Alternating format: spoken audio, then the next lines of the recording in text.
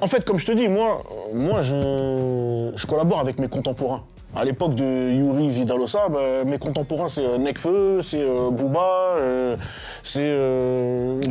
tu vois ce que je veux dire? Voilà, la crime, voilà. En fait, je suis un artiste plus fort et plus complet aujourd'hui qu'avant, tout simplement. J'en ai absolument rien à foutre de prouver à un mec qui vit dans le Wisconsin que ouais, chez moi c'est gay, j'en ai rien à foutre, frère. Si toi t'as envie de penser qu'en France on vit dans des manoirs et des châteaux, grand bien te fasse. Qu'est-ce que tu veux que je réponde à ça? Mais voilà, en gros, c'est juste une phase pour dire que vas-y, elles sont pétées aux interviews, tu vois. J'estime que les mecs, moi, de ma génération, qui sont en mode un peu coupé de la nouvelle génération, en mode presque un peu hautain, en mode ouais, mais vas-y, truc et tout, j'estime que c'est pas la bonne attitude à avoir. Quand je suis en studio avec JRK, et qui me dit que gros, toi tu sais pas, Yuri frère, mais on se butait, t'es fou, on découpait tes... Tu vois, en tant qu'artiste, tu cherches le projet parfait, l'œuvre parfaite. La toile parfaite. Ouais, le truc où toi-même tu te dis putain non, là vraiment, non, je suis trop un crack. Rap Punchline, comment ça va? C'est Marwan pour l'entretien. Aujourd'hui, on se retrouve pour le format phare de la chaîne. Et aujourd'hui, je suis avec un des représentants du 45, Monsieur Dossé dans la maison. Comment ça va? Big Doss. Tranquillement? Ça se passe? Propre. Ouais, l'équipe, c'est Dossé et Big Doss sur Rap Punchline. Dieudonne, j'utilise partie 2, disponible partout. Faites du bruit.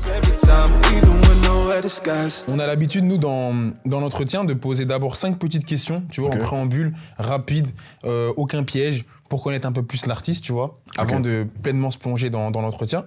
Donc, la première question, c'est connaître ton nom et prénom à l'état civil. De toute façon, Dossé, déjà, c'est mon vrai prénom, tu vois. Okay. Donc, et mon nom de famille, c'est Ngoumou. Ok. Et en fait, j'ai 2 prénoms, Dorian et Dossé. Est-ce que tu te souviens du premier texte de rap que tu as écrit? Ouais, je m'en souviens, ouais, grosso modo. Ouais, si, ouais.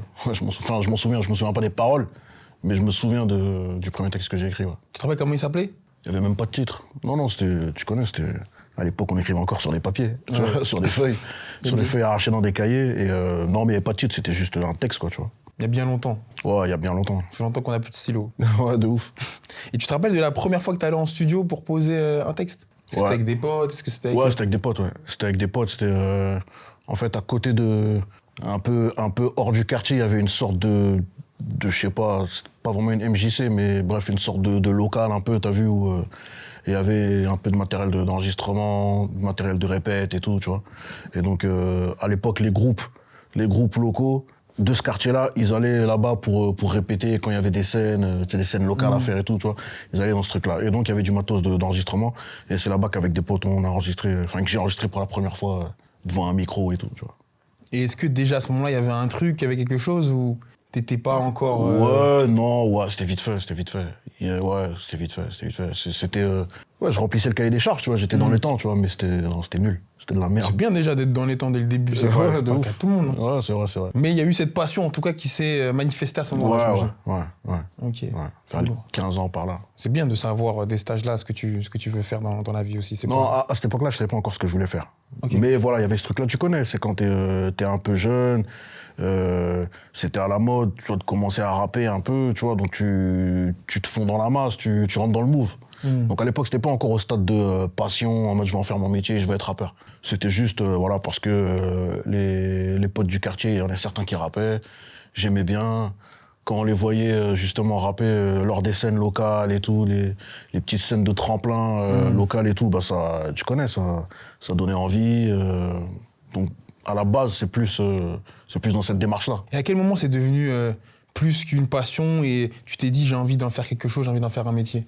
Est-ce que tu te rappelles de ce moment-là où tu as eu ce déclic-là ou... Ouais, si. Ce déclic-là, en vrai, c'est mon cousin Narbé d'Argenteuil avec qui je bossais...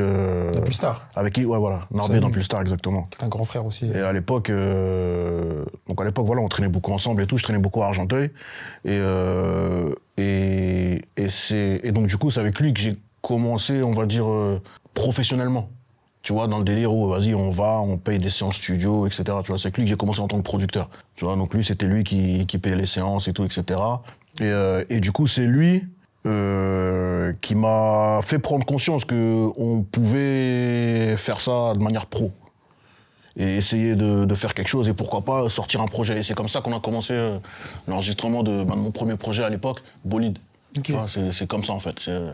C'est lui, en vrai, qui m'a poussé dans ce truc-là. Tu vois, moi, j'étais un peu plus... vas-y, je fais ça comme ça pour le délire, mais j'étais pas vraiment... comme je te disais, même à l'époque, j'étais pas encore dans un truc où je voulais en faire mon métier. Ok. Je l'ai fait parce que je savais le faire. Je kiffais bien. Donc vas-y, pourquoi pas, ok, faisons. Mais c'est lui qui m'a vraiment amené ce côté pro. Et après, quand tu as établi ce côté pro, tu t'es dit finalement, c'est vrai, il y a quelque chose à faire, et là, tu as... Ouais, Ok. ouais. Après, une fois qu'on a commencé, on a commencé, tu vois. Une fois que je m'y suis mis pour de vrai. Et on en est là aujourd'hui. Et on en est là aujourd'hui, 20 ans après, C'est ça, hein. C'est vrai que c'est on est ça. posé là. 20 ans. Pour fermer un peu cette parenthèse et revenir dans les questions d'introduction, j'aimerais maintenant connaître, et on va en parler de façon longuement dans cette interview, ton dernier projet en date. Le dernier projet en date, c'est Dieu donne, j'utilise partie 2, voilà, qui est sorti il y a un mois maintenant, je pense. Ouais. Et ouais, voilà, c'est ça le dernier projet en date. Enfin, dernière question en introduction. Quelle est, selon toi, la date qui a changé ta vie? La date qui a changé ma vie, non, là, comme ça, je saurais pas te dire. Parce qu'en vrai, je suis Ou la période, ou peut-être... Ouais, je dirais que... Bon, après, voilà, je pense qu'il y a eu plusieurs dates, plusieurs périodes qui ont changé ma vie. J'ai une vie longue, donc il n'y a pas une date qui a changé ma vie, mais en tout cas, on va dire que... Pour ce qui est du rap, en tout cas, on va dire, je pense que la période qui a changé ma vie, bah, c'est l'année... En fait, à l'année de mes 17 ans, ma mère m'a envoyé... Parce que moi, donc voilà, moi, comme la plupart des gens le savent, moi, j'ai grandi à Orléans. Je suis un mec d'Orléans, voilà, et donc j'ai grandi à Orléans avec ma mère. Et à l'année de mes 17 ans, ma mère m'a envoyé chez mon père, dans le 95. Voilà, histoire de me calmer et tout, histoire que j'aille un peu... Et du coup, bah, c'est cette année-là, où du coup, vu que j'étais dans le 9-5, j'étais à Taverny, donc j'étais plus proche d'Argenteuil. Et du coup, bah voilà, forcément, cette année-là, bah, j'ai été encore plus proche de mes cousins d'Argenteuil qu'avant ça. J'ai commencé à beaucoup traîner là-bas et tout. Et donc, du coup, bah, c'est ça qui, de fil en aiguille, a fait que je me suis mis au rap de manière plus sérieuse. Okay. Donc, je dirais que c'est cette période-là, tu vois.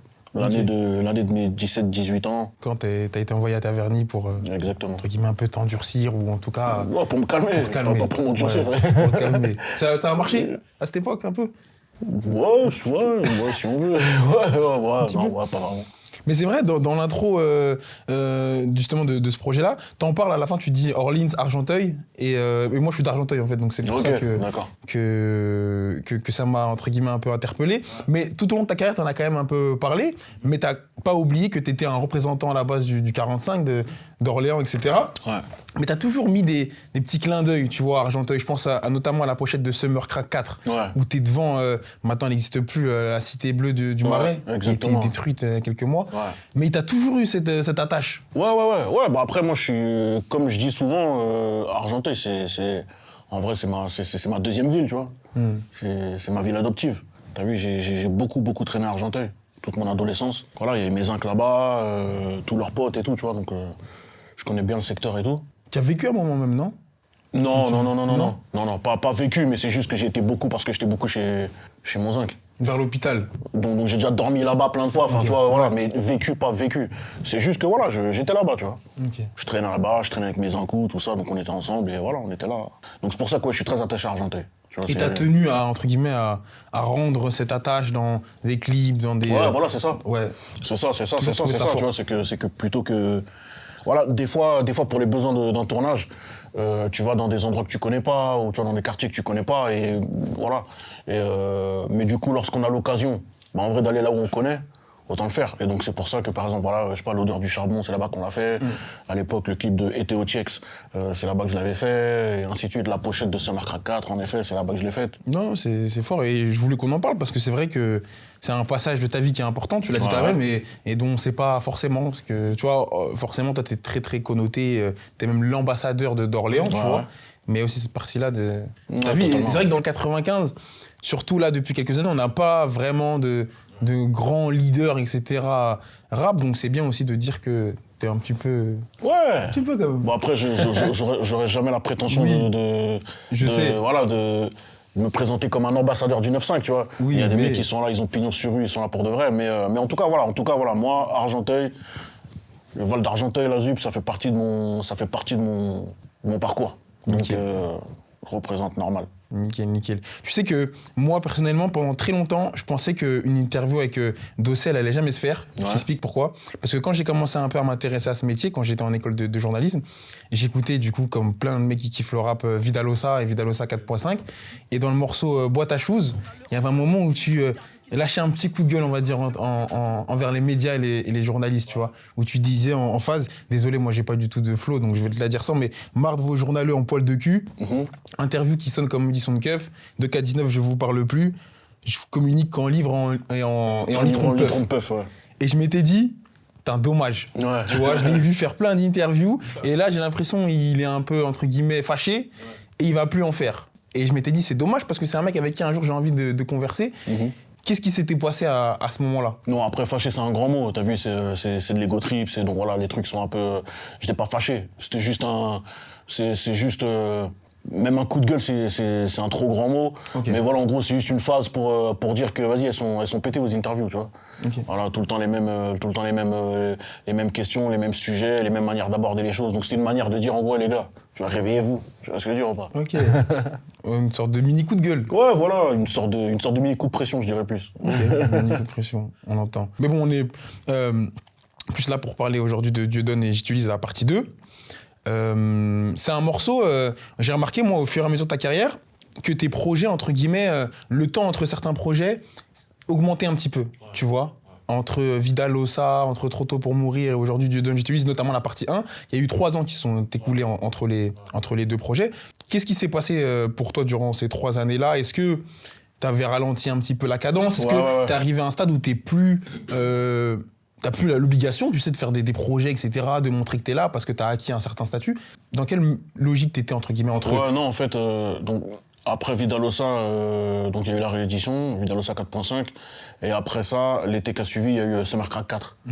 Et en effet, entre Summer Crack, donc c'était 2019, et Trop tôt pour mourir, 2022, donc ouais, il y a eu 3 ans de non, je vais pas dire non-activité parce que j'ai quand même sorti 2-3 trucs, tu vois. Il y a les titres qui sont sortis, voilà, quelques clips et tout qui sont sortis, mais voilà, pas d'activité réelle en termes de projet, j'ai pas sorti de projet à proprement parler. Ah, il y avait plusieurs raisons, tu vois, voilà, il y a eu plusieurs... C'était une phase déjà, d'une manière générale, c'était un mood général dans cette phase-là, appuyé en plus par le fait que, qu'entre-temps, j'ai perdu ma mère justement durant ce laps de temps. Donc voilà, il y a tout un tas de trucs, paix à son âme. Il y a tout un tas de trucs qu'on fait que le mood n'y était plus trop, tu vois. Et donc voilà, donc tout simplement, j'ai mis une pause. Enfin, la pause s'est imposée en vrai, tu vois. J'ai même pas décidé de faire une pause. J'ai juste fait une pause parce que ça s'imposait. Et voilà, j'étais dans plein de réflexions et tout. J'étais même dans des réflexions où je me demandais est-ce que je vais pas arrêter, tu vois, est-ce que je suis encore dans le truc, est-ce que j'aime encore, est-ce que j'ai encore envie de le faire. Bon, au final, force est de constater que, bon, tu vois, j'ai répondu à la question, mais ouais, à l'époque, c'était ça le mood en tout cas. Mais parce que les gens oublient que vous êtes des artistes et donc pour produire un art, il faut être entre guillemets avoir le bon mood pour le faire, tu vois. C'est comme un peintre quand il est pas quand il y a des choses négatives qui lui arrivent ou qu'il n'est pas inspiré, il va pas se contenter juste de peindre alors que ça va pas être... c'est clair. Après, je pense que ça dépend des gens en vrai parce que il y a des gens, ils ont besoin justement de souffrir pour avoir de l'inspiration, pour être inspiré et tout. Donc en vrai, je pense que ça dépend des gens, tu vois. Il y a des gens, voilà, c'est quand ils souffrent qu'ils sont le plus inspirés et qu'ils sortent leurs meilleures œuvres. Donc ouais, je pense que ça dépend juste des gens. Et puis il y a d'autres gens, ils ont besoin d'être serein pour bosser, tu vois. Et moi, je pense que je fais partie de ces gens-là. Tu te situes dans ça, toi? Ouais, j'ai besoin d'être serein pour bosser, tu vois. J'ai besoin d'être... T'as vu, les périodes sombres, elles vont m'inspirer, mais après coup. T'as vu, pendant la période sombre, j'ai pas envie d'écrire. Tu vois, j'ai pas envie de... Je suis pas dans le mood, en fait, tu vois. Par contre, ça m'inspire pour après, t'as vu. Une fois que j'ai repris du poil de la bête et que je suis plus serein dans ma tête, là, du coup, voilà, j'ai forcément plein de nouvelles inspirations, plein de nouvelles choses à partager, tu vois. Mais c'est vrai que voilà, je fais partie des gens qui ont besoin d'être serein pour bien bosser, en tout cas. Parce que souvent, c'est dans des périodes sombres où il y avait peut-être le manque d'argent ou le manque de pas mal de choses que des mecs ont pu, tu vois, justement, rapper avec les tripes, avec... Et pouvoir réussir à sortir de cette condition, tu vois, qu'ils avaient. En fait, il y a des problèmes qui vont au-delà du manque d'argent. T'as vu, il y a le manque d'argent. Et donc, en effet, voilà, je pense que la plupart des rappeurs, c'est notre moteur premier, tu vois. C'est que quand tu commences à faire tes premières armes et tout, justement, t'es dans une phase de manque d'argent, de manque de plein de choses. Donc, voilà, c'est un moteur en même temps, t'as vu. C'est un moteur pour... voilà, ça t'inspire, ça te donne une arme, ça te donne une dalle et tout, etc. Mais des fois, il y a d'autres choses un peu plus complexes que le simple manque d'argent. Tu vois, sachant que le manque d'argent, c'est déjà complexe, tu vois. Ouais. Mais il y a d'autres choses encore plus complexes que le manque d'argent. et qui font que, du coup, le mood, il est pas cool. Mais donc du coup, là, j'imagine que tu as réussi à reprendre du poil de la bête. Et entre Trop tôt pour mourir et Dieu donne partie 1, pareil, il y a eu 3 ans aussi qui sont écoulés. T'étais dans quelle dynamique de réflexion quand tu t'es mis à faire ce projet-là? Parce que est-ce que tu savais que tu allais faire 2 parties directement? Parce que c'est la première fois, si je dis pas de bêtises dans ta carrière, que tu annonces déjà un projet qui aura une deuxième partie quelques temps plus tard. Est-ce que tu peux nous parler un petit peu de la construction de ces 2 projets-là entre Trop tôt pour mourir et Dieu donne, j'utilise? Parce que toi, tu as connu des constructions de projets assez différents, tu vois, si je prends par exemple Vida Losa, où c'était vraiment, entre guillemets, peut-être le best-of de tout ce que tu as pu faire sur l'année, ou un Trop tôt pour mourir, où c'était des séminaires, où tu vois, des moments où tu te renfermais et t'allais dans des ateliers de création. Sur un Dieu donne, j'utilise, t'étais dans quoi? T'étais dans un mix des deux? Sur un Dieu donne, j'utilise, donc il n'y avait pas de séminaire ou quoi. Dieu donne, j'utilise, c'est juste beaucoup de réflexion avec Oumar sur la direction à adopter. T'as vu, durant cette période, j'ai dû faire facile 3 versions de Dieu donne, j'utilise. Tu vois ce que je veux dire? J'ai fait beaucoup de morceaux qu'au final, pour la plupart, j'ai pas utilisés. Mais voilà, en gros, parce que je cherchais la bonne forme. Et d'ailleurs, pareil, entre Dieu donne, j'utilise partie 1 et partie 2. T'as vu, voilà, c'est que pendant cette année qui a séparé les 2 projets, pareil, j'ai cherché l'évolution d'après. Ok. Tu vois, c'est pour ça que la partie 1 et la partie 2, tu sens une évolution justement. Tu vois, le mood n'est pas le même. T'as vu, la première, elle est un peu plus sombre, mélancolique. Ouais, elle est ego trip. Tu vois, alors que la deuxième, elle est plus justement ego trip, bang, elle est plus, tu vois. Voilà, donc c'est tout. C'est juste que moi j'aime bien. Donc voilà, on reste dans du dossier shit, tu vois. On reste dans du dossier, mais j'aime bien apporter de la variété dans mon truc. Apporter de l'évolution, et faire en sorte que le mec qui écoute, il s'ennuie pas en fait. Moi, je veux pas qu'un mec qui écoute, il s'ennuie et qu'il ait l'impression qu'il entend la même soupe depuis des années, que ça évolue pas. Voilà, tu sais que moi je reste sur mes acquis, je reste dans ma zone de confort et je lui propose rien d'autre. Et c'est pour ça que je suis très content d'ailleurs de cette partie 2. J'aime beaucoup cette partie 2. Tu vois. Ouais. Et par exemple, moi, j'écoute beaucoup plus la partie 2 que la partie 1. Bah, sur la route, là, je me suis réécouté les 2, forcément pour être plongé dans l'univers d'Ossé. Et je préfère aussi la partie 2. Mais parce que, après, c'est un mood aussi. J'étais sur la route, il fait chaud, etc. Ouais, donc, elle s'accorde beaucoup plus, tu vois. Ouais, c'est clair. T'as envie de partir en vacances quand t'écoutes l'intro full ego trip, etc. Où tu te dis, ah ouais, il a vécu quand même. Les poches, elles sont pleines. Et bah, ça s'écoute bien plus tu vois, actuellement en voiture. Après, c'est ça aussi. Je crois que. C'est une différence de mood, tu vois, encore une fois. Donc c'est pour ça que j'aime beaucoup la partie 1, tu vois. Mais le mood dans lequel je suis actuellement fait que je m'ambiance plus sur la partie 2, tout simplement.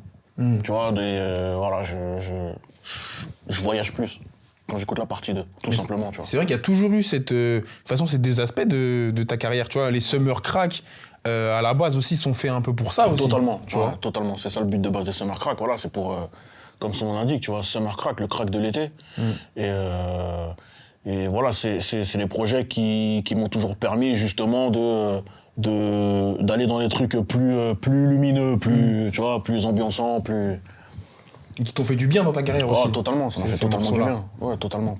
Parce qu'à une époque de perestroïka, etc., il n'y avait pas encore, pour moi, cette facette-là qui était archi développée. Ouais, totalement. De Dossé, et quand elle est arrivée... Ouais, à l'époque, c'était beaucoup plus sombre. Ouais. C'était beaucoup plus dur, beaucoup plus sombre, beaucoup plus agressif. Ouais, et justement, les projets comme Summer Crack permettaient de lâcher un peu du lest et d'apporter un peu de lumière, justement, à toute cette sombre-là.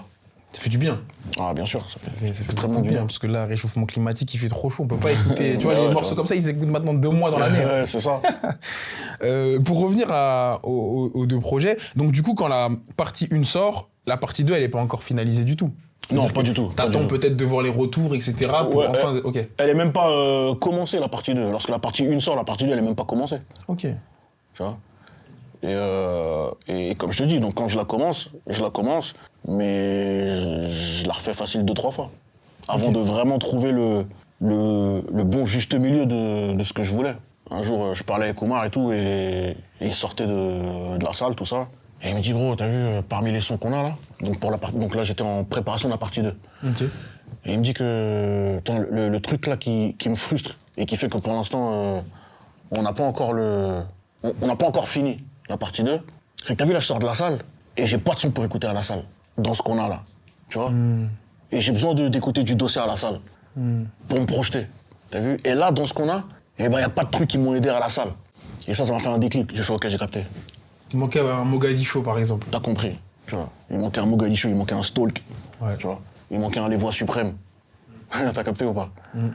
Et donc voilà, donc, tu vois, c'est tout plein de discussions comme ça, d'idées qu'on balance. Et des fois, il y a des trucs qui te donnent des déclics et qui sont compte que, ah ouais, ok, ouais, je vois le délire.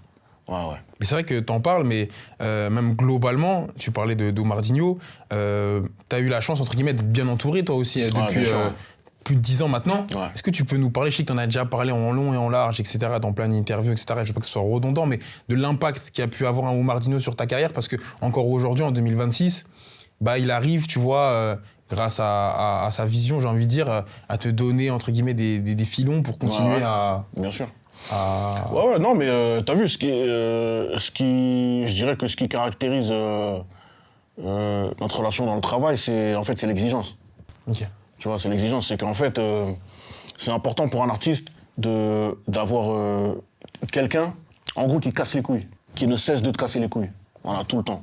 Donc, ce qui fait que, en fait, c'est pour maintenir cette exigence. Parce qu'en fait, le truc, c'est que c'est super facile de se faire piéger par ses propres travers. Toi, t'es dans ta tête, il y a un certain recul que t'as pas sur toi-même. Et que c'est impossible que t'aies, c'est normal, t'as vu, chaque être humain, c'est comme ça, tu vois. Il y a des choses, t'es trop la tête dans le guidon pour avoir un certain recul sur certains aspects de toi-même. Donc, ce qui fait qu'il y a des trucs où tu peux facilement, sans même t'en rendre compte, toi, t'as l'impression que, mais sans t'en rendre compte, tu t'endors sur tes lauriers. Ok. Et donc, du coup, moi, en tant que rappeur, ce que je vais délivrer, ce sera toujours bon, parce que je suis un bon rappeur. T'as vu? Et donc, en fait, le débat, il est pas sur, ouais, c'est bon ou c'est pas bon. En fait, bien sûr que c'est un bon morceau, et que techniquement, c'est un bon morceau, et que, ouais, demain, ça sort, il y a personne qui va être choqué et se dire, waouh, qu'est-ce que c'est que ce morceau pourri? Non, ça n'existe pas, un morceau pourri en soi de Dosset, tu vois, parce que je suis un bon rappeur. Mais maintenant, est-ce que c'est chaud? Est-ce que, waouh, c'est de la frappe? Et en fait, c'est ce truc-là. Parce que cette petite nuance qui est super importante, et où toi, tu peux, sans t'en rendre compte, te contenter de ce qui en fait est ton minimum syndical, tu vois, et arriver, donc faut avoir l'humilité de comprendre que ouais mais gros, t'as vu, ça c'est ton niveau zéro, ça c'est ton minimum syndical, ça. Encore heureux que tu fais ça, tu vois, mais non, en fait il y a besoin de plus, tu comprends, et c'est ce truc là qui permet que du coup bah t'es dans une perpétuelle recherche de ah ok faut que je fasse mieux, ah ouais faut que tu vois, dans une perpétuelle recherche d'amélioration, de trucs. Et c'est ça qui fait que voilà, on est en 2026 et je te sors du Mogadiscio, je te sors du Les Voix Suprêmes. C'est ce truc-là en fait qui permet de parce que ça t'oblige à être frais, ça t'oblige à être dans le truc en fait, ça t'oblige à être à l'heure, tu vois. De toute façon, l'ennemi des rappeurs en studio, c'est les yes man. Ouais, de ouf. C'est les mecs qui... Et moi, zéro yes man autour de moi. Zéro yes man autour de moi. Tu vois, que ce soit Oumar, que ce soit même des potes ou quoi, t'as vu? Il y a zéro yes man autour de moi. Nous, c'est que des nomads, justement. T'as vu? Que des mecs relous, tu vois, que des mecs qui cassent les frères. Mais et dans la globalité, qu'est-ce que le dossier d'après Spectaculaire a que le dossier d'avant Spectaculaire n'avait pas? À part, forcément, comme tu l'as dit, déjà une équipe qui est très exigeante. Qu'est-ce que toi... Non, déjà artistiquement parlant, j'ai plus de cordes à mon arc. Oui. Déjà pour commencer. J'aurais même pas imaginé que j'aurais pu savoir chanter. Tu vois, tout con, tu vois, mais là aujourd'hui ça paraît évident pour tout le monde. Parce que vas-y, c'est même plus un sujet, autotune, pas autotune, chanter, pas chanter, c'est plus un sujet. Aujourd'hui c'est normal, tout le monde le fait, c'est tout à fait démocratisé, c'est même plus un sujet. Mais moi, de la période d'où je viens, de l'école d'où je viens, c'est pas un truc évident du tout, de base. Donc par exemple, avant de bosser avec Oumar, donc c'est même au-delà de avant Spectaculaire, parce que Spectaculaire n'existait même pas encore. Tu vois, ouais. Mais avant de bosser avec Oumar, déjà pour commencer, moi j'allais pas forcément... j'y serais sûrement venu après, parce qu'au final, là maintenant on y est. Tu vois, donc comme tout le monde, voilà. Mais plus le choix. Mais je me serais pas forcément essayé à l'autotune, par exemple. En fait, je suis un artiste plus fort et plus complet aujourd'hui qu'avant, tout simplement. Donc déjà, rien que ça, c'est... Voilà. Tu vois, il y a plein de titres que je suis capable de faire aujourd'hui. Et qui, tu vois, par exemple, un morceau comme Soldat à terre, fut un temps, j'aurais pas pu le faire. Tu vois, j'aurais pas forcément su le faire. J'aurais pas forcément su le faire pour qu'il soit bien, pertinent, cohérent avec ce que je suis. Tu vois, c'est-à-dire que, voilà, Soldat à terre, c'est quand même une... Tu sais, c'est un morceau d'amour, c'est une déclaration d'amour. Ouais. Tu vois, l'instru, c'est un slow presque, tu vois ce que je veux dire ou pas? C'est vraiment... C'est sur l'instru, moi, de ce morceau-là, où je me suis dit, là, il est sur quelque chose d'autre, parce que des morceaux narratifs, t'en as fait bien sûr. plein, et des déclarations... Là, je parle vraiment de la forme, tu vois. Oui, sur ouais. La forme, c'est pas vraiment... Voilà, pas le fond, tu vois. Oui, J'ai déjà parlé de d'accord. meufs, de rapports homme-femme et tout, machin. Même si là, pour le coup, la petite différence qu'il y a en plus, c'est que, en fait, Soldat à terre, pour le coup, et de toute façon, c'était ça le but du morceau, c'est ce que je voulais faire, c'est pour ça que je l'ai fait. Soldat à terre, c'est vraiment... une déclaration d'amour. En fait, je voulais faire une déclaration d'amour. La déclaration d'amour la plus Kaira possible. Tu vois, une déclaration d'amour d'une Kaira. Mais une déclaration d'amour. T'as vu, c'est pas un truc comme d'habitude où je bosse, j'ai pas son temps, elle veut que je la marie, tu vois, le truc un peu habituel. Mais pour moi, désolé, je te coupe, mais pour moi, dans Vidalosa, par exemple, Maki Hamwa, c'est une déclaration d'amour d'un gangster. Ouais, c'est vrai. Tu vois, mais ouais, c'est vrai. Mais en fait, dans Vidalosa, en fait, Maki Hamwa, c'est un peu plus... La différence, c'est que c'est pas réellement une déclaration d'amour, mais c'est... En fait, c'est un mec qui a un combat intérieur. T'as vu ou pas? Il est amoureux d'une meuf qu'il considère comme une tasse-paix, et il assume pas cet amour qu'il a. Donc du coup, c'est une sorte d'amour-haine. Tu vois, je t'aime, mais salut, mais je t'aime, mais tu vois. Donc c'est pas une déclaration d'amour. Là, Soldat à terre, c'est vraiment une déclaration d'amour. Il n'y a pas d'ambiguïté, tu vois, il n'y a pas de combat interne, il n'y a pas de j'assume pas, je suis pas sûr, je sais pas trop où je... Non, c'est clair, c'est-à-dire que le mec, il est là, bon, on comprend que voilà, il s'est fait péter et tout, machin, la meuf, elle a dû tomber sur des messages ou des trucs, etc. Bon, et donc le mec, il veut se faire pardonner, et là, il est à genoux devant la raclée. Tu vois, c'est une déclaration d'amour, vraiment, ne pars pas, s'il te plaît, je t'aime, tu représentes ça pour moi, tes yeux, ta bouche, etc., tu vois. Donc c'est pour ça que c'est un peu différent. Et donc, musicalement, la forme... Voilà, t'as vu, je voulais vraiment entrer dans un truc où c'est une sorte de... En fait, je voulais faire un vrai morceau de crooner, t'as vu, ce qu'on appelle les crooners. T'as vu les mecs de la grande époque de la chanson française, les Joe Dassin, tu vois ce que je dis pour pas ce genre de trucs-là. Les morceaux bien lents, belle mélodie de guitare et tout, machin, tu sais, vraiment une balade et tout, tu vois. Et en gros, voilà, ça c'est des titres que, fut un temps, j'aurais pas forcément pu faire, j'aurais pas su faire. Et là, aujourd'hui, je suis totalement à l'aise de faire ce genre de truc-là, tu vois. C'est vrai que c'est une partie 2, entre guillemets, assez courte en termes de track, mais très complète aussi dans la versalité de tout ce que tu peux proposer. Ouais. Donc c'est vrai, dessus, on retrouve 2 feats, qui sont 2 featuring de la nouvelle génération. Il y a JRK19 et KLN du groupe L2B. Dans quelle optique, toi, tu te places aujourd'hui, après plus de 20 ans de carrière, dans ton choix de featuring? Parce que là, on est avec la nouvelle génération, etc. Il y a 10 ans, sur un projet comme Yuri, on te voyait avec les plus gros cadors, tu vois. Même des mecs, les Young Thug, les Tory Lanez, etc. Il y avait Nekfeu, Booba, il y avait tout le gratin. Sur Trop Tôt Pour Mourir, pareil, tu ramènes tout le gratin du rap français. Il y avait tout le monde.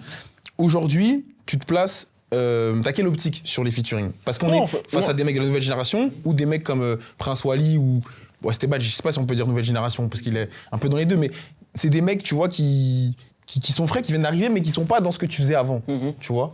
Donc t'es dans quelle optique aujourd'hui vis-à-vis de ça? Moi, je suis juste dans une optique... je pense que la musique, faut pas la rendre plus compliquée qu'elle ne l'est, tu vois. Je suis pas dans une optique spéciale. C'est juste que je suis un rappeur d'aujourd'hui, qui fait du rap aujourd'hui, et du coup, je collabore avec les artistes, avec mes contemporains, tout simplement, t'as vu.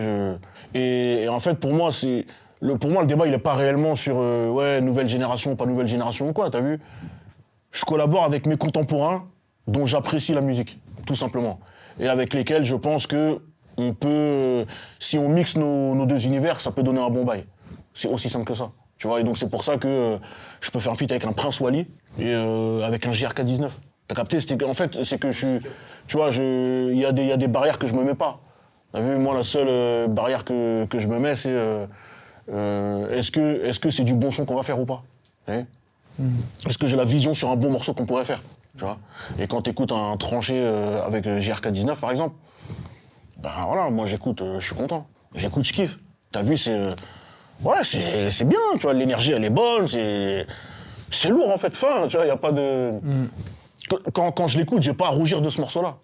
Tu sais, je me dis pas que, ouais, mais j'ai fait un truc où je suis contraire à mes... Non, pas du tout. Non, c'est pas ce que, entre guillemets, c'était, tu sais, par rapport à, il y a 10 ans, quand on voyait, etc., comment dirais-je, le statut. Parce que c'est pas un problème que les mecs soient de la nouvelle génération, ouais. mais on n'avait pas l'habitude de voir forcément Dossé se mélanger avec... ok, d'accord. C'était plus dans ça, tu vois. Ouais. À Non, part mais peut-être dans le Summer Crack 4, où il y a Boleman, Landy, etc., ces mecs qui viennent d'arriver.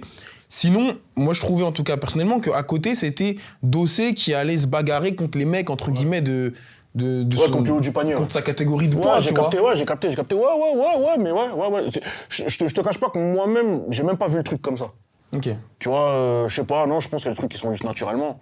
Peut-être qu'à l'époque, justement, de Yuri Vidalosa. Pareil, Vidalosa. En fait, comme je te dis, moi je collabore avec mes contemporains. À l'époque de Yuri Vidalosa, mes contemporains, c'est Nekfeu, c'est Booba, c'est... tu vois ce que je veux dire? Voilà, la crime, voilà. Donc je collabore avec mes gars, avec mes collègues contemporains, tout simplement, tu vois. Et aujourd'hui, parmi mes contemporains, il y a en plus des mecs de la nouvelle génération. Mais c'est mes contemporains, t'as vu, on est actifs au même moment. Et si j'aime bien ce que tu fais, frère, bien sûr qu'on collabore. Tout simplement, tu vois. Pour moi, il y avait pas des interprétations, mais je me dis peut-être qu'il veut, entre guillemets, tu vois, s'associer avec la nouvelle génération aussi. Peut-être que ça peut être ça. Non, mais parce en fait, si tu veux, en fait, tout ça va ensemble. En fait, pour moi, quand t'es dans la démarche que je viens de te dire, tu calcules pas l'âge ou l'arrivée. En fait, ça va aussi avec, de toute façon, en fait, de manière, en fait, factuellement, ça va avec le fait de se mélanger avec la nouvelle G, tu vois. Et moi, je suis pour ça, parce que de toute façon, le rap, la musique du manière générale, c'est du partage. T'as vu, c'est du partage, c'est du legacy. Et moi, en plus, surtout moi, avec mon statut de OG, t'as vu, de mec qui est là depuis 20 piges et tout, et qui a traversé plusieurs époques du rap, etc. L'ère avant le streaming, l'ère après le streaming, les CD, pas les CD, le téléchargement, tout ça, j'ai connu. Donc, là, je suis là un peu en tant que grand ref, tu vois. Et moi, c'est avec plaisir, justement, qu'en tant que grand frère, aujourd'hui, je fit avec des mecs qui, quand on est en studio, me disent « mais tu sais que moi, je t'écoutais, j'avais 14 ans. » Tu vois, je t'écoutais, j'avais 14 ans, j'étais au collège. Je me butais à Yuri, Perestroïka, je pétais ma tête, je me disais « mais wesh !» Tu vois. Et aujourd'hui, on est ensemble en studio. Et moi, je trouve ça beau. C'est partage, legacy et tout, c'est lourd. C'est comme ça que c'est censé être et c'est comme ça que c'est. C'est ce que me disait hier un mec comme Seth Gecko avec qui tu avais pu collaborer il y a longtemps, etc. Où il parlait aussi de ça, tu vois, de quand il rentre en studio avec des jeunes et qui disent on t'a écouté, etc. Ouais. Et lui, il trouvait ça super important qu'en fait les mecs rendent leur titre de noblesse aux artistes qu'ils ont écoutés. Tu vois, c'est pas genre j'ai été influencé par toi et en plus je te le dis pas, etc. Ouais, quand on demande le feat, tu dis non. Et alors que ça se voit que tu nous as. Ouais. Je trouve ça important, moi, que la nouvelle génération, quand on arrive en studio. C'est super important. C'est super important parce que moi, je pense que de part et d'autre, il y a des choses qui sont importantes à faire. T'as vu, j'estime que les mecs, moi, de ma génération, qui sont en mode un peu coupé de la nouvelle génération, en mode presque un peu hautain, en mode ouais, mais vas-y, truc et tout. J'estime que c'est pas la bonne attitude à avoir et que au contraire il faut pas hésiter à aller vers la nouvelle génération. Faut pas hésiter à voilà. Moi j'écoute ce qui se fait. T'as vu, j'écoute ce qui se fait. Il y a des trucs que j'aime, il y a des trucs que je me bute et tout. Tu vois, je kiffe pour de vrai. T'as vu, des fois je partage en story, des fois je mentionne les mecs ou des fois pas. T'as vu, des fois je partage juste parce que j'aime, mais c'est même pas pour truc. Voilà. Pour moi, j'estime qu'il faut faire cette démarche-là parce que c'est normal. Dès lors que tu rappes encore, que t'es encore actif, que tu prétends encore rapper aujourd'hui. Bah pour moi, tu te dois d'être connecté en fait à ce qui se passe, à tes contemporains encore une fois. T'as vu, t'es juste connecté à ton environnement en fait. C'est pour moi, il y a même pas de sujet. C'est censé être comme ça. Et de la même manière aussi, de la part des nouvelles générations, en effet, si t'as été influencé, si t'as beaucoup écouté un tel ou un tel et tout, en effet, faut pas hésiter à le dire. C'est ça qui crée des ponts. Tu vois, c'est ça. Tu vois par exemple. T'as vu sur la partie 1 de Dieu donne, j'utilise, j'ai fité avec Zequin. Mais Zequin, comment j'en arrive à fiter avec Zequin? Parce qu'en interview chez CKO, il me cite parmi ses influences, tu vois, parmi les rappeurs dont il trouve que putain, mais incroyable, t'as vu? Donc moi, ça me touche directement, t'as vu? Je vois un petit refrain et tout machin que je trouve talentueux, mis à part ça, qui me fait ce SO en interview comme ça, t'as vu? Et pas un truc timide, hein, vraiment un truc ou un truc. Et c'est comme ça que la connexion se fait. Moi, je tombe sur l'extrait. On me l'envoie forcément, tu vois, je tombe sur l'extrait. Ouais, lourd. Donc, je le poste et tout, machin, tac, donc je le mentionne, tu vois, merci, bien vu, truc, nanana. Et du coup, on parle. Et vas-y, c'est comme ça que la connexion se fait et qu'on se retrouve en studio et qu'on fait un morceau, tu vois. Et ainsi de suite, en fait. Et c'est comme ça. T'as vu? Donc c'est pour ça que je dis que de part et d'autre, il y a un boulot à faire. Pour créer le pont. Ouais, pour créer le pont. Mais c'est bien, justement, c'est ça que je disais à la base, c'est bien que la nouvelle génération le dise et le fasse, tu vois, parce bien que sûr. c'est normal d'être influencé quand tu commences un art, etc. Tout le monde l'a été, mais c'est bien de rendre. Bien sûr, et il y a rien de plus beau pour un artiste que de se retrouver des années après en studio avec le mec dont t'as poncé les sons quand t'avais encore un sac à dos sur le dos, tu vois. T'as vu, quand je suis en studio avec JRK et qui me dit que gros, toi tu sais pas, Yuri frère, mais on se butait, t'es fou, on découpait tes, tu vois. Mais ça fait plaisir parce que tu te dis que ouais, t'as vu, c'est-à-dire que d'une manière ou d'une autre, j'ai participé indirectement à ce qu'il est aujourd'hui. T'as vu, c'est-à-dire que peut-être que ça se trouve que le mec a eu envie de rapper parce qu'il a écouté mes albums, mes morceaux, etc. Tu vois, ça se trouve que le mec, c'est-à-dire que lui quand il était gamin, il s'est dit putain, quand je serai grand, je vais lui ressembler. T'as vu? Et voilà, aujourd'hui c'est un rappeur, il a pignon sur rue, il fait des albums, il fait des concerts, il fait des showcases, il a des fans, tu vois. Il y a une économie qui s'est créée, c'est-à-dire que voilà, et c'est lourd de se dire que putain, même de loin, eh ben j'ai participé à ce truc-là. T'as vu? Et eux, à leur tour, ils vont aussi créer ça chez d'autres gens, et ainsi de suite, ainsi de suite, ainsi de suite, tu vois. Et c'est pour ça que je parle de partage et de legacy.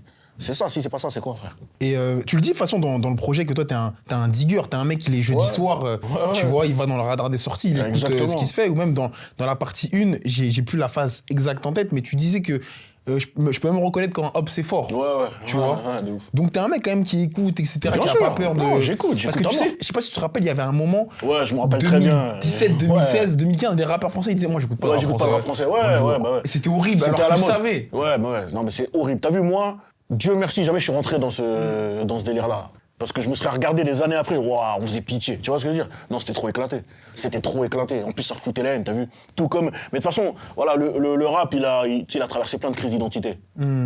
T'as vu, où les rappeurs, fut un temps, c'était à la mode de dire, t'as vu, moi je suis pas un rappeur, moi je suis un mec de la rue, ils disent que je fais un petit peu de son thé. Ouais. C'était à la mode de dire ça, t'es pas. Mais frérot, tu vas au studio, tu payes des séances studio, tu dépenses de l'argent, truc.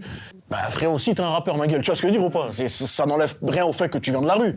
Mais techniquement, t'es un rappeur, tu t'investis de l'argent dans des séances studio. C'est-à-dire que tu passes des heures en studio, t'essaies de faire des morceaux, tu refais, non, tu recommences, tu prends des instrus, t'es un rappeur, frérot. Tu vois ce que je veux dire ou pas? Voilà. Et pareil, donc en effet, il y a eu cette ère-là de ouais, j'écoute pas de rap français, t'as vu, j'écoute pas, je suis pas au courant de ce qui se fait, je regarde pas. Pas écouter. Éclaté, tu vois. Alors que non, frère, je suis désolé, il y a aucun monde où c'est stylé. C'est-à-dire que si jamais c'est vrai, bon, déjà, la plupart du temps, c'était faux. Mais quand bien même ce serait vrai, mais c'est éclaté. C'est honteux carrément si c'est vrai. Donc toi, tu fais du rap, mais t'écoutes pas ce qui se fait dans ton domaine, genre, tu t'écoutes pas. Tu fais du rap mais t'écoutes pas, donc t'es au courant de rien, genre donc tu sais même pas où tu te situes dans le, enfin t'es juste là quoi, tu vogues dans l'océan sans être au courant de ce qui se passe autour. Arrête tes conneries frérot, c'est éclaté au sol. Mais c'était surtout faux en fait, ça le problème. Ouais, c'est surtout faux. Mais c'est pour ça que des années plus tard, ça fait du bien aussi d'entendre que moi j'écoute ce qui se fait. Ouais, et les mecs qui viennent d'arriver, bah, j'ai écouté ce qu'ils font aussi et en plus je bosse avec eux, etc. Totalement, et même les totalement anciens. frère, totalement. Il y a zéro faux Il y a des mecs là en ce moment dans tes récentes écoutes qui Bien t'ont- sûr, bien sûr. Moi en ce moment, j'ai bien aimé. Il y a certains titres de l'album de La Rafleuse que je trouve très forts. t'as Ouais. vu Ah oui, La Moi j'aime Rafleuse, beaucoup Parlu par exemple. T'as vu Parlu, j'écoute beaucoup Parlu. J'aime bien le morceau avec Hamza aussi, Crypto, je crois qu'il s'appelle. Crypto, exactement. Ouais, il est énervé, le refrain d'Hamza, laisse tomber. Très fort. Enfin, le refrain des deux, de toute façon. Mais ouais, j'aime bien. Il y a un morceau qui m'a matrixé, bon, de toute façon, qui a matrixé beaucoup de monde. Je le vois sur les réseaux et tout, c'est Ivoire Feeling. De Jeune Morty, ok. T'as vu, il matrixe, tu vois, il met de bonne humeur, t'as vu. Ouais, c'est vrai. Des fois, j'écoute et tout, tu vois, le délire, il est bon, tu vois, j'aime bien, je trouve que c'est un bon délire et tout. Non, ouais, il y a plein de trucs, tu vois, j'avais écouté l'album de Joe Green et tout aussi, voilà, il y a quelques titres aussi pas mal que je trouve forts. Et ainsi de suite, tu vois, il y a plein de titres à droite, à gauche, de plein de mecs que j'aime bien, tu vois, c'est lourd. Oui, de toute façon, quand t'es passionné, tu regardes. C'est tout, comme un frère. mec qui regarde du foot. Il y a qui plein de lâche petits pas. jeunes là aussi que je trouve hoche, tu vois. Il y a un petit refrain que j'ai découvert il n'y a pas longtemps, là, Python Locaux. Ok. Tu vois, j'aime bien aussi, tu as une bonne énergie. Tu fais avec la fouine là. Et... Ouais, voilà, tu vois, Hornet. exactement. Qui va faire le cercle, là. Non, il y a Toi plein aussi, de mecs, d'ailleurs. Timar, tu vois, Timar, il est hoche, et ainsi de suite. Non, il y a beaucoup de choses qui sont très bien dans ce qui sort. Je te coupais parce que je me disais, il va faire le rentre dans le cercle, mais toi aussi t'es dedans. Ouais, bah, C'est là, à 18h. Ça sort là, à 18h. Ça sort là, dans une heure. Là. Ouais, bah, je sais pas, j'allais dire, ouais, en plus, j'ai vu qu'il allait faire rentrer dans le Donc, au cercle. moment où Je me suis dit, l'interview sera lui sortie, aussi. ce sera déjà. Ah oui, ça sera déjà sorti depuis. Bah, j'ai même pas regardé, moi. En plus, je crois qu'ils nous ont envoyé un lien, j'ai pas eu le temps de regarder. Ah ouais. Mais j'imagine que t'as Ah, frère. fait ça. Oui, pour clôturer, pardon, la case un peu featuring, parce qu'on en parlait, il y a 10 ans, toi, t'as featé avec Young Thug, t'as featé avec Tory Lanez, etc. Et des années plus tard, et je sais qu'en plus t'étais revenu dessus, Young Thug il avait, je sais plus ce qu'il avait dit exactement, mais en gros il y a aucun MC à Paris et à Londres qui est un mec de la rue quoi. C'est que des contes, Ouais. des ducs. Ouais, c'est ça. Et t'avais cité, hein, t'avais répondu sur Twitter en mode, il pensait que le manoir c'était chez moi en gros. Ouais, de ouf. Est-ce qu'aujourd'hui, avec du recul, tu regrettes un petit peu de, entre guillemets, leur avoir donné du gaz? Non, Ou pas, non, du non, tout. non. C'est pas si profond que ça, frère. Tu vois. Ok. J'en ai vraiment rien à foutre. C'est juste que son intervention, bon, elle était un peu ridicule. Ça montre juste que. Après, il y a beaucoup d'Américains, en vrai, ils connaissent pas, frère. Tu sais, ils sont connus pour ça d'ailleurs. Ils sont connus pour ne rien connaître à part les États-Unis. Tu vois ce que je veux dire ou pas? Ils connaissent rien d'ailleurs. Tout ce qu'ils connaissent de l'Europe, Paris, c'est un pays. tout ce qui, voilà, ils pensent que l'Europe c'est un pays. Enfin, tu sais, ils pensent que Londres c'est à Paris. Enfin, tu sais, des trucs qui veulent rien dire, tu vois. Ils sont connus pour ne rien connaître à ce niveau-là.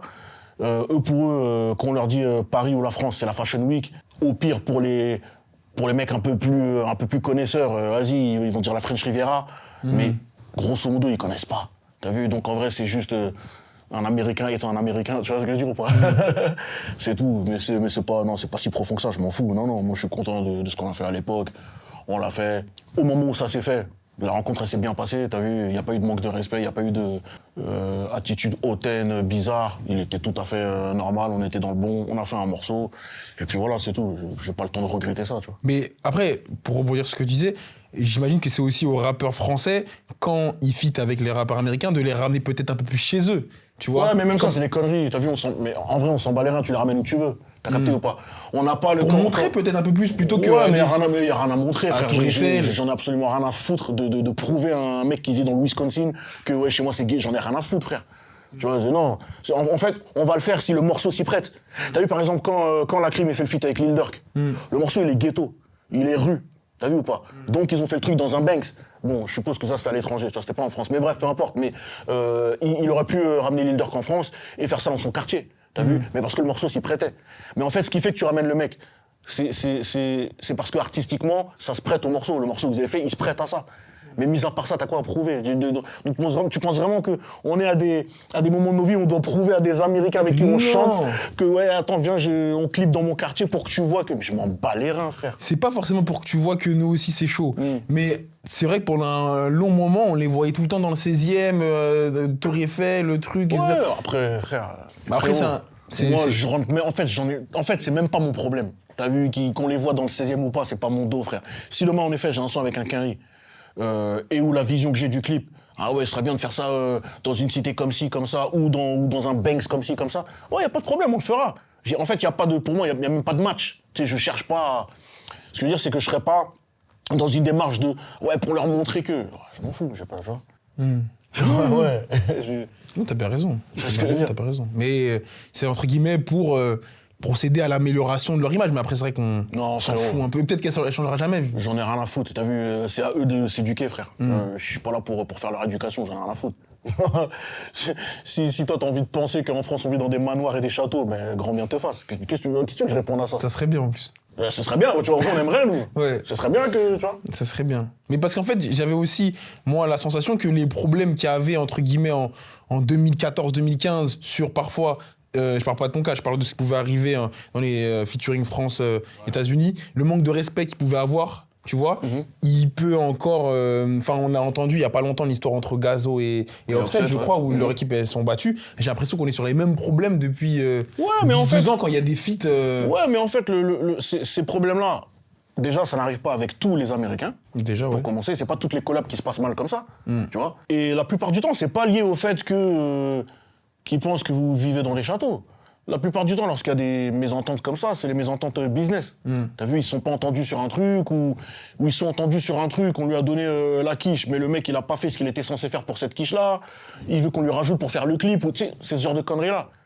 C'est du business de merde, en vrai, t'as capté ou pas? C'est juste des problèmes business, et à ce moment-là, bah, faut juste leur montrer que, hey, poteau, Nous, on n'est pas tes petits, crois pas que tu vas nous... En fait, crois pas que parce que t'es un Américain, tu vas nous niquer alors qu'on a sorti l'étal, tu vois. Non, soit tu vas rendre l'étal, soit tu vas faire ce pourquoi t'es venu. Voilà, c'est tout. Mais est-ce que pour ça, t'as besoin... En fait, ce que je veux dire, c'est que... Frère, on s'en fout. Nous, on est au même titre que des artistes, des businessmen, on fait nos affaires. T'as vu? Si moi, je sais que dans l'intérêt de mon morceau, dans mon intérêt à moi, dans l'intérêt de mon image, si je sais que c'est dans mon intérêt de faire un clip ghetto, eh ben on fera un clip ghetto. Si je sais que c'est dans mon intérêt, par rapport à ce que je veux, moi, ramener, de faire un clip luxury, on va faire un clip luxury, c'est tout. Je m'adapte pas au fait que lui, qu'est-ce qu'il faut lui montrer, j'en ai rien à foutre. C'est moi, je m'adapte à ce que moi, je veux montrer aux gens. Okay. Tu comprends ce que je veux dire? Je comprends totalement. Voilà. Totalement. Et ça me fait penser aussi, je crois que c'était une interview de Oumar Digno justement, mais peut-être que je me trompe, par rapport au cas Tory Lanez, où quand vous avez fait la collaboration, il était venu, vous forcément, vous l'aviez pris en mode viens, chante. Tu vois, t'es Tory, viens, chante. Lui, c'est vrai qu'il aime bien rapper aussi de temps en temps, et il était venu pour rapper. Il était venu rapper, Et qu'Oumar, il lui avait dit on t'a pas fait venir pour ça. Il a fait le morceau et tout, et en effet, voilà, il rappait, tu vois. Okay. Alors que nous, on voulait le grand Tory Lanez, le Tory Lanez qui, tu vois, qui déploie la voix, t'as capté ou pas, tu vois. Exactement. Et donc tout simplement, on lui a dit que non, Chacal, là, on n'est pas satisfait, là. Là, faut qu'on fasse un bail. Donc du coup, nous-mêmes, on a changé de prod. Okay. On s'est dit que, bon, écoute, peut-être aussi que la prod ne l'amenait pas forcément à ça, t'as vu, donc vas-y, tranquille. On a changé de prod, et sur la nouvelle prod, il n'y a pas eu de problème, ça a été immédiat. Ok. Tu vois. Donc il n'y a pas eu de gros... Non. De toute façon, lui, c'est un Canadien, c'est même pas un... Ouais, mais c'est pareil. Ouais. T'as vu, ça reste des quinries. Quand ils arrivent en France, ça reste des quinries, tu vois ce que je veux dire ou pas? C'est un rappeur américain.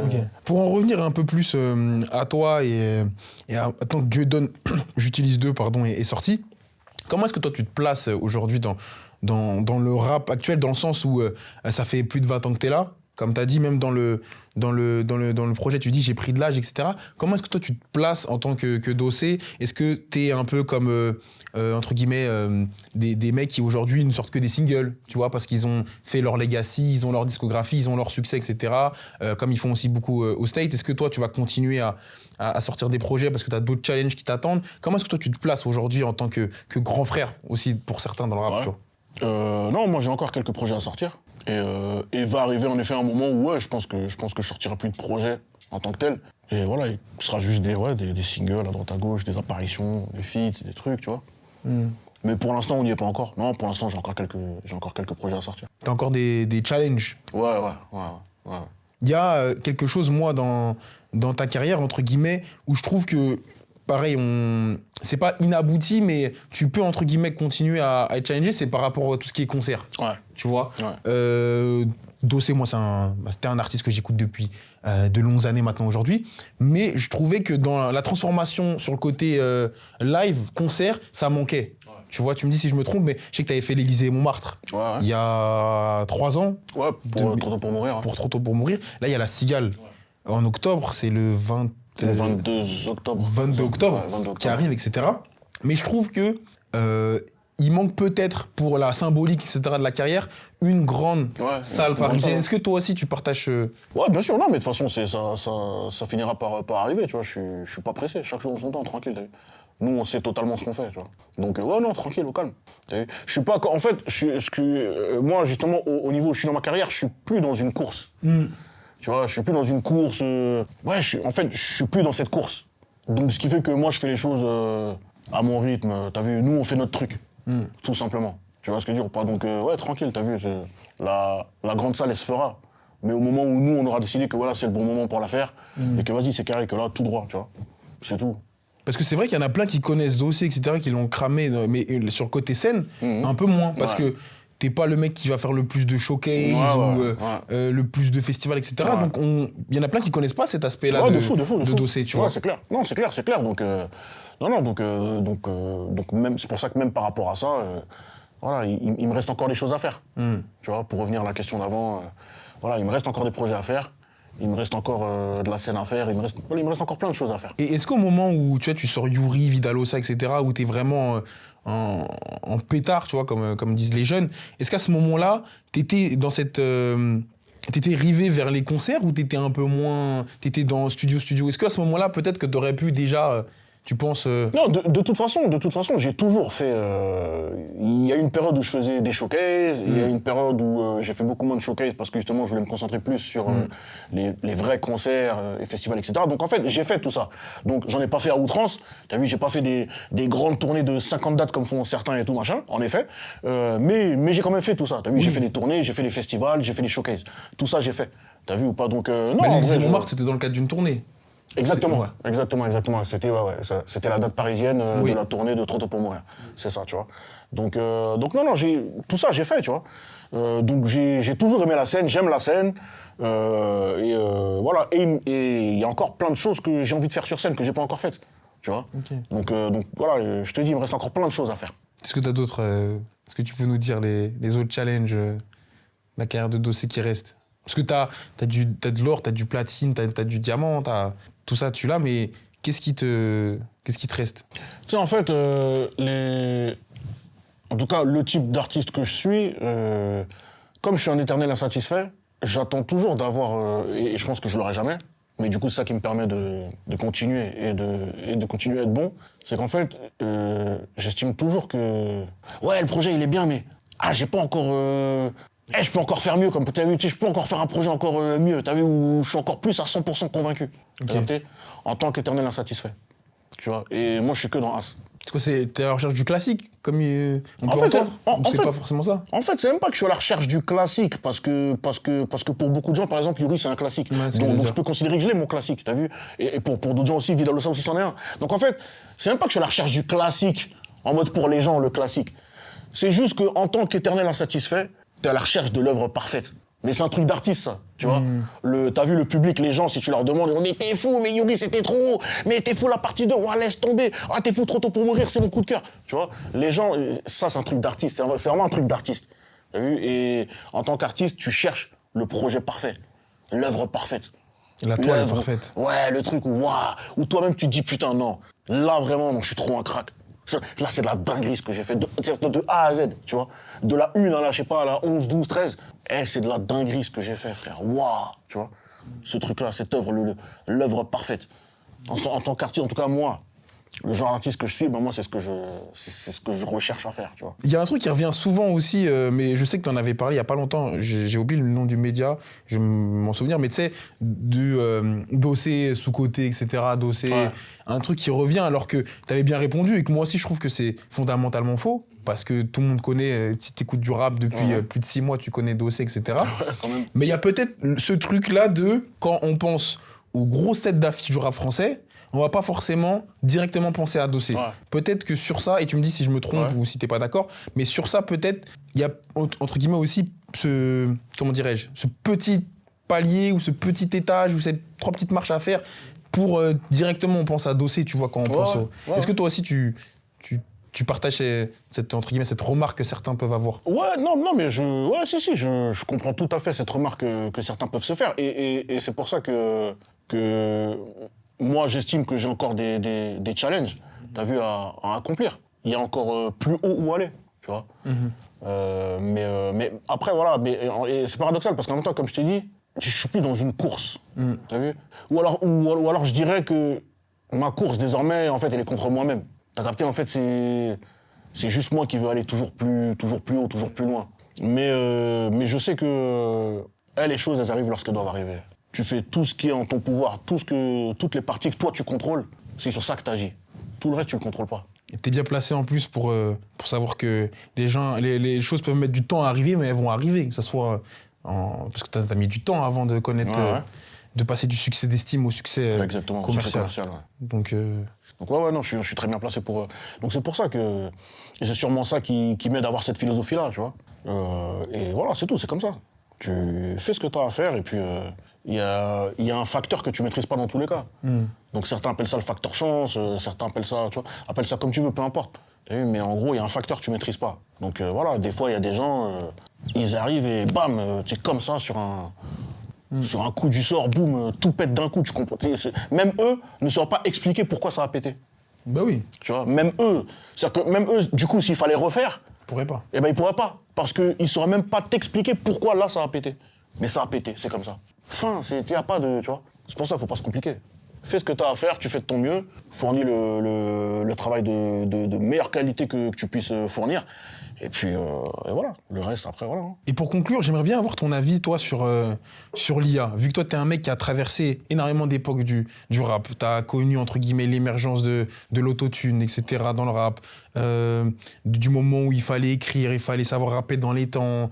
Tu as connu vraiment pas mal de choses, tu vois, on ne peut pas tout résumer aujourd'hui, mais quand aujourd'hui, toi, tu vois l'émergence de l'IA, avec l'IA qui rentre en radio, etc., avec des mecs qui font plus grand chose et qui ont maintenant la voix, le texte, etc. et qui peuvent vivre de ça ou peut-être vont signer, je sais pas ce qui va devenir. Mais toi, c'est quoi ton avis sur ça? Est-ce que tu le vois en tant qu'outil de travail ou est-ce qu'il y a des potentiels tricheurs? Ouais, après, la triche, ça a toujours existé, ça existera toujours. Oui, mais la triche, pas dans le travail.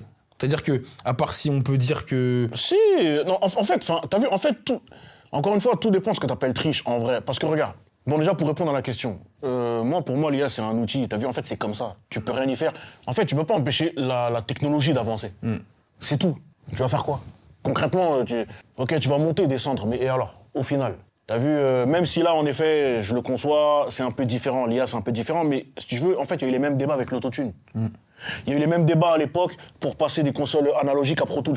En fait, il y a toujours eu ces débats-là. T'as vu, dès qu'il y a une avancée technologique qui fait que ça va faciliter ou accélérer certaines choses, alors qu'à l'ancienne, les vrais mecs roots faisaient ça comme ça et trucs, et ben c'est toujours vu comme ouais mais du coup c'est de la triche, ouais mais attends, mais non mais du coup ça va niquer des métiers, des trucs. C'est comme ça, frérot. Qu'est-ce que tu vas faire? Tu ne peux pas aller contre le progrès, malheureusement. Enfin malheureusement ou heureusement d'ailleurs, je sais pas, en fait j'en sais rien. Mais dans tous les cas c'est factuel, tu ne peux pas aller contre. Donc l'IA, c'est une évolution technologique. T'as vu, qui ne fait que s'améliorer au fur et à mesure du temps. En fait, tu peux crier matin, midi et soir, c'est inéluctable, c'est comme ça. C'est-à-dire qu'on va y arriver, on y est. Donc maintenant, l'attitude à adopter, c'est quoi? C'est de rester réfractaire en mode que ouais, mais non, mais c'est de la triche, ouais, mais les regarde, c'est et tout. Ou de te dire que bon, écoute, je vais m'en servir comme d'un outil. Tu vois, dans mon processus créatif, je vais l'utiliser. Si ça peut me permettre de faire ci ou ça, eh ben, je vais l'utiliser, voilà. Et c'est tout, frère, qu'est-ce que je te dis? Tu l'utilises à bon escient. C'est pas plus compliqué que ça, en fait. Moi, je vois ça comme ça.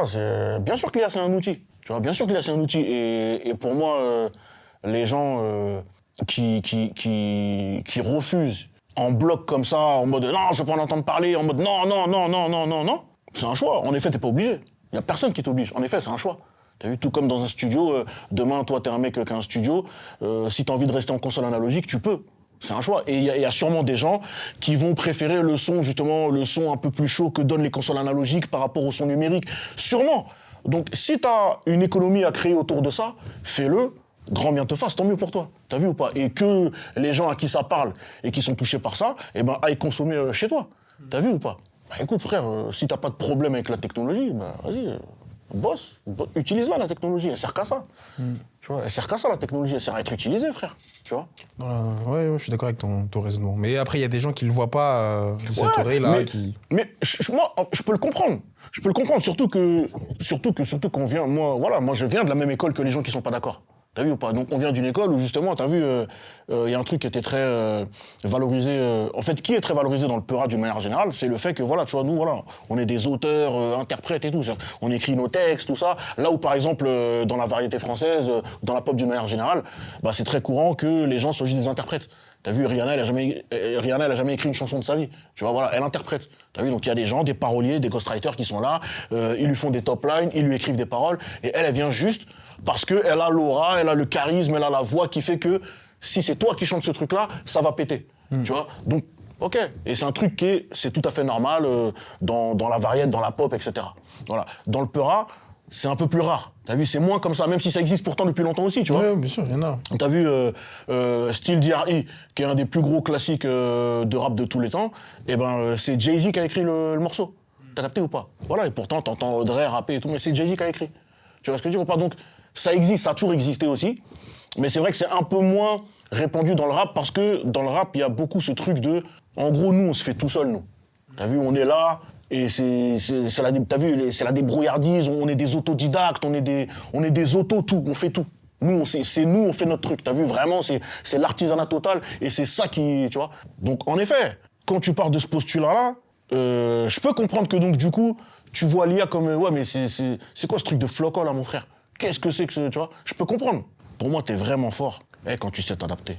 Pour moi, entre un mec qui sait pas s'adapter et un mec qui sait s'adapter, le plus fort, c'est celui qui sait s'adapter. C'est juste logique. T'as vu? Si toi, t'as 3 cordes à ton arc et que moi, j'en ai 8, mais c'est moi le plus fort. Moi, c'est comme ça que je vois le truc. T'as vu ou pas?